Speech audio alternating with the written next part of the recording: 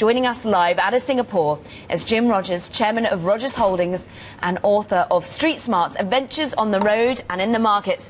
Jim, I want to get your opinion on, well, first of all, what's happened in China? The August the 11th, we saw suddenly the yuan lose some of its value. Was this a devaluation? Or was it not?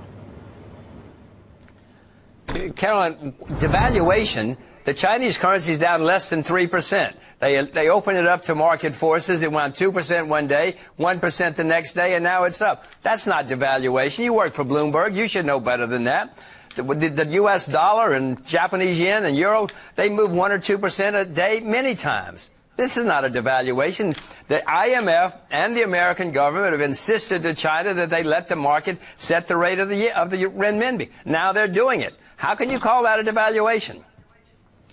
But they allow the market to have some sort of active role, but then does it worry you we've suddenly got the Chinese government playing back into the markets? We're seeing them buying up equities, propping up their market, all ahead of these particular celebrations coming September the 3rd. What are we meant to interpret? That it's pro-market or whether it's anti-market? That's a different question from devaluation. Now we can talk about the market went down 25% in a week. You're saying that they were controlling the market? The market went down. They had a huge collapse last week. Now it's rallying, of course.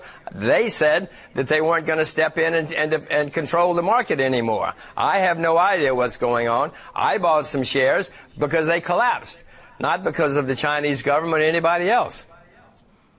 Jim, I just want to bring in our other guests here. We've got Simon French from Panmure Gordon, and we're hearing there not a devaluation. Do you have something to respond to Jim there? Well, Jim's absolutely right in terms of the short-term move was only reversing a small part of the appreciation that we've seen in the yuan over recent months.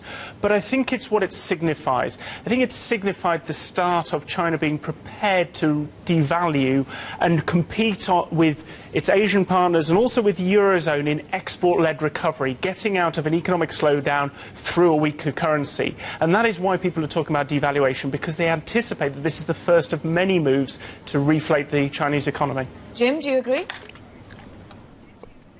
I find it absurd, to be honest, since we're short of time. They're letting the market set the rate of the renminbi. That's what the IMF has been insisting on for years. The U.S. government has been insisting for years that they let the market determine it. Now they're doing it. What is Japan been devaluing? Has Euro been devaluing? I mean, I don't quite understand these terms. I've been investing in currencies for decades. I never heard such absurd talk. Well, you would argue that quantitative easing is loosening the value of both the yen and the euro to allow those economies to do export-led recovery. And the question is, the whole world cannot devalue in tandem, and that is what, in my view, is weighing on sentiment across markets. And if China are going to have that as a core tenet of their economic policy, there are worries for Eurozone policymakers, and I would be worried if I was in the Bank of Japan today.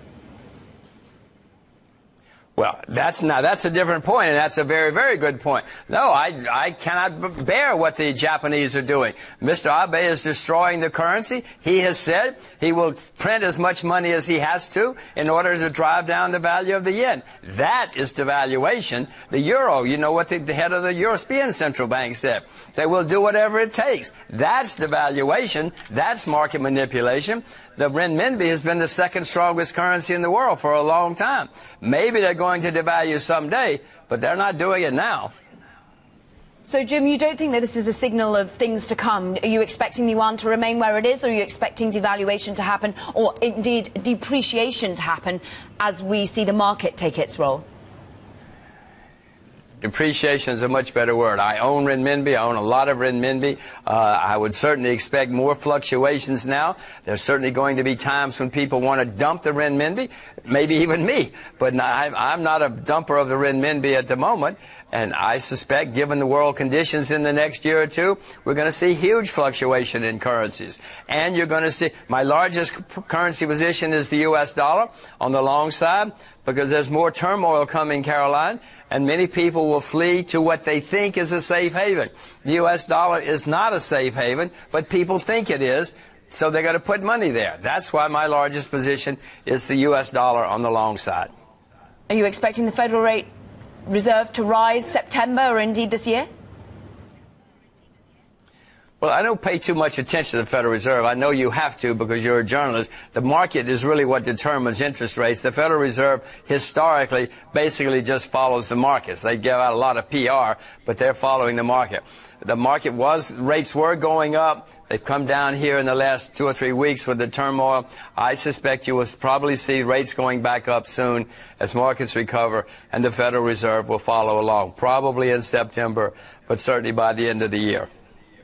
Jim, I'm just going to bring our Bloomberg Intelligence guest in as well. We have Jamie with us. Jamie, give us a sense of, you actually think that this has been a bit of a storm in the teacup. You don't think that China actually has ruled the market as much as we may fear? Well, I think a lot of the activity, a lot of the movement in the share prices in China has been sort of unwinding of speculative positions. Those things should be contained to China, and it's not obvious why you'd expect a big transmission to the rest of the world.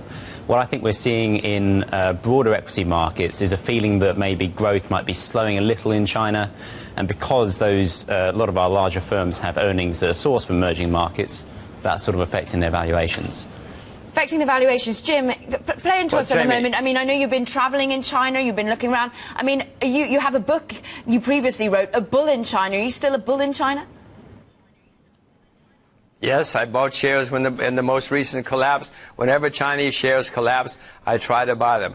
I would have to say that what Jamie said was fairly accurate. You know, this is a bit of a tempest in a teapot. You know, the American stock market is down more this year than the Chinese stock market.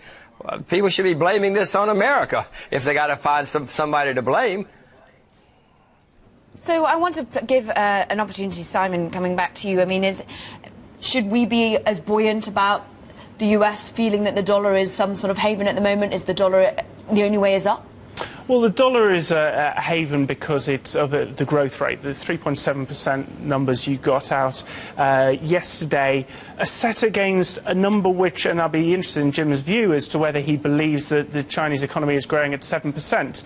I mean, if you take the WikiLeaks suggestion on how you really measure economic output in China, it's closer to 3%. And I think it is those concerns over the accuracy of the data which leads people to be cautious because, yes, on first pass, Jim's right. There's still huge economic potential given the size of the labour market in China, given the size of the potential economic output in industry.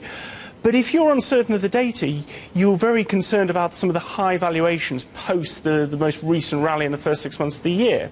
Of course, two economists sat here will be worried about the data. But Jim, as an investor, are you worried about the data?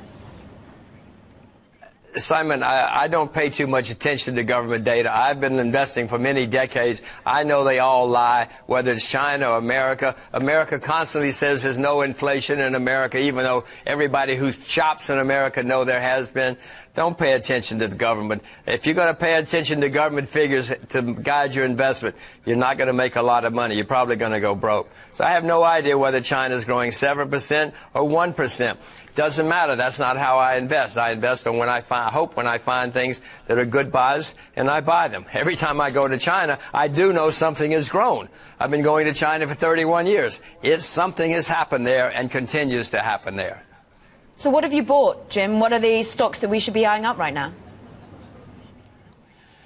Well, I bought basically, as you know, probably know, there was a big economic plenum in November of 2013 where the Chinese said, this is where we're going to put our efforts for the next 10 or 20 years. I've been buying stocks in those industries. It's a public record. I mean, anybody can get it. It's not a secret. And I've been buying things in, pollution control, railroads, finance. I mean, it's publicly. You can go to Bloomberg and find it. What about commodities at the moment, Jim? Where do you feel that we're seeing a bit of a bounce back in copper? We're seeing oil suddenly up about 10%. We've had the best growth in oil in several years just on one day. Is it time to get back into commodities? I know you've analysed this market a lot. Well, I haven't bought any just because I've been doing other things, traveling around China, and I bought a few Chinese shares. But it's certainly probably time. The Chinese, the oil market had a big collapse, had the dead cat bounce, then it went back to test the lows, which is the way markets always work. I suspect that we are in the process of making the second bottom, testing the second bottom. We'll probably make the low now. Maybe we've made it for all I know, but certainly before too much longer, because the fundamentals continue to get better for oil. Reserves worldwide are continuing to decline. We're using more than we've discovered, except for fracking. Well, the frackers can't make much money at these prices, whether they know it or not. They'll find out soon enough. So the fundamentals for oil continue to get better.